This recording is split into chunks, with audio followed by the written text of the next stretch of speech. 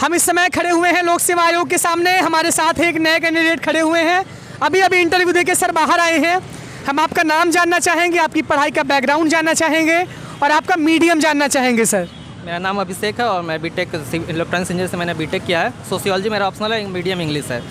English माध्यम के छात्र हैं, बीटेक की, लगातार बीटेक वाले ज़्यादा मिल रहे हैं इसमें।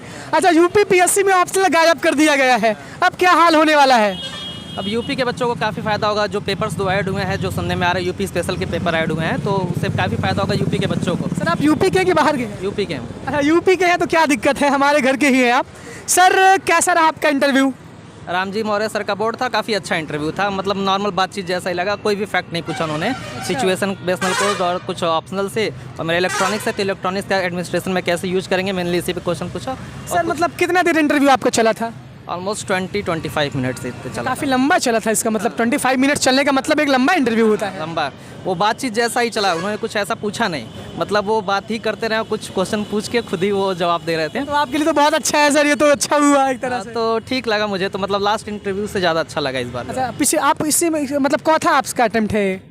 7वां अटेम्प्ट है और चौथा इंटरव्यू है मेरा। तो इसके पहले आप किसी जॉब में कार्यरत हैं? अभी सप्लाई इंस्पेक्टर के पोस्ट पे सेलेक्टेड है, अभी ज्वाइनिंग नहीं हुई है। अब सप्लाई इंस्पेक्टर के सब पोस्ट पे सेलेक्टेड है, यहाँ पे सब वैकेंसी फुल कर लिए हैं सेलेक्टेड वाले पहले ही। सर प्रीलिम्स के लिए आपकी क्या स्ट्रेटजी थी, मेंस की क्या स्ट्रेटजी होनी चाहिए? इंटरव्यू तो बाद में आएगा ही। प्रीलिम्स के लिए सबसे पहले करना ये कि जो है घटना चक्र की बुक आती है उसको खरीद के उसको रट जाना है। उसकी में जो एक्सप्लेनेशन दी होती है उसके साथ जो है बुक सारी रट जाइए। और जो बेसिक बुक्स हैं यहाँ मिलती है, परीक्षावाड़ी और जो घटना चक्र घटना सार की, उनको पढ़ जाइए। और प्रीवियस ईयर पेपर्स में जो यूपी पीसीएस ने करवाए हैं अपने पीसीएस के पेपर, आरओ के पेपर, प्लस जितने एग्जाम आयोग ने करवाए हैं वो, और उसके जीएस के क्वेश्चन सारे सॉल्व कर जाएं। मेंस में जो है मेरा इंग्लिश मीडियम है, तो मैंने शून्य आईएएस के नोट से और घटना चक्र के जो है मेंस बुकलेट आती है उससे पढ़ाई करी थी।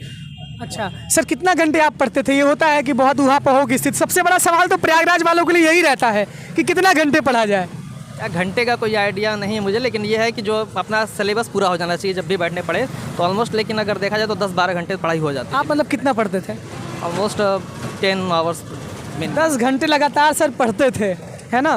तो मतलब उससे ज़्यादा 18 घंटे तो नहीं पढ़े आप कभी? 18 घंटे नहीं पढ़ाई की मैंने कभी, लेकिन 10 घंटे हो जाते हैं। सोते भी थे आप? दोपहर में या प्रयागराज का है कि दाल भात चोखा खा के। अरे प्रयागराज में ही आप रहते थे क्या? यही जो अच्छा, आपने कोचिंग की थी कि नहीं की थी? तो मैंने ध्येय आईएएस से कोचिंग की हुई है। मैं भी ध्येय का ही छात्र हूँ सर। अच्छा, कौन सर आपको मतलब पॉलिटिकल साइंस कौन पढ़ाता था? वहाँ पे दिव्य कुमुद रंजन सर ने पढ़ाया था हमको। परिहार सर तो ज्योग्राफी पढ़ाते हैं, लेकिन वो तो हिंदी मीडियम के पढ़ाते हैं। सोशियोलॉजी तो कुमार अमित सर ने। अमित सर के आप स्टूडेंट हैं, इसका मतलब अमित सर भी आपको देखेंगे जरूर कहीं ना कहीं। तो मैं भी ध्येय का ही छात्र हूँ सर। कोचिंग का कितना बड़ा रोल होता है यूपीएससी की जर्नी में? कोचिंग बच्चों को एक डिसिप्लिन बना देती है और साथ में सारे बच्चे बैठे रहते हैं, कंपटीशन की भावना रहती है, साथ पढ़ते हैं, टेस्ट सीरीज होती है, तो एक रेगुलरिटी भी रहती है कोचिंग का यही रोल है। बाकी अब ऑनलाइन चीज़ें हो गई हैं तो घर पे बैठ के बच्चे पढ़ाई कर सकते हैं। सर आप कहाँ रहते हैं प्रयागराज में? नेत्राम चौराहा। अरे नेत्राम चौराहा, अभी तो आप सेलेक्टेड हैं सर। इस बार का इंटरव्यू इसके पहले के इंटरव्यू से कैसा डिफरेंट रहा? इसके पहले के इंटरव्यू में क्या था, मतलब जितना फैक्ट ज़्यादा पूछे गए थे, और अभी सर क्या है कि मतलब इस बार तो कुछ पूछा ही नहीं गया, कुछ आप पूछा ही नहीं गया। पूछा ही नहीं गया उन्होंने, पूछा ही नहीं, कुछ नहीं पूछा। इतना पढ़ाई करके आए थे जो है करंट अफेयर, सोशियोलॉजी, इलेक्ट्रॉनिक्स, कुछ नहीं पूछा उन्होंने। इसका मतलब ये है कि इस बार सिलेक्शन के चांसेस बहुत ही ज़्यादा हैं, क्योंकि जब पूछा ही नहीं गया कुछ तो नंबर तो अच्छा ही देंगे बात करते करते तो रिजल्ट आने के बाद पता चलेगा। अच्छा सर, जैसे प्रीलिम्स यूपी पीएससी में ऑप्शनल के हटने से आपको क्या लग रहा है? यूपी ऑप्शनल का हटना से ये पहले क्या था, साइंस बैकग्राउंड वालों को बच्चों का ज़्यादा सिलेक्शन हो रहा था, स्केलिंग फॉलो। अभी तो साइंस के हैं सर। नहीं, तो मेरा ऑप्शनल सोशियोलॉजी है, तो सोशियोलॉजी से मतलब काफ़ी अच्छे मार्क्स नहीं मिल रहे थे, तो ऑप्शनल हटने से क्या हो गया कि अब एक लेवल हो गया सब कुछ।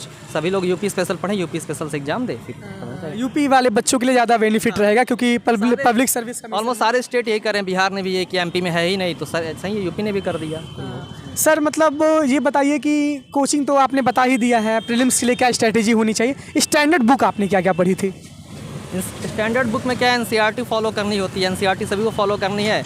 और बाकी जो है यूपी पीसीएस के लिए घटना चक्र एक रामबाण की तरह, घटना चक्र की बुक आपको जरूर पढ़नी है, और परीक्षावाड़ी की बुक, परीक्षा मंथन की बुक। इतना पढ़ लेंगे काम बन जाएगा।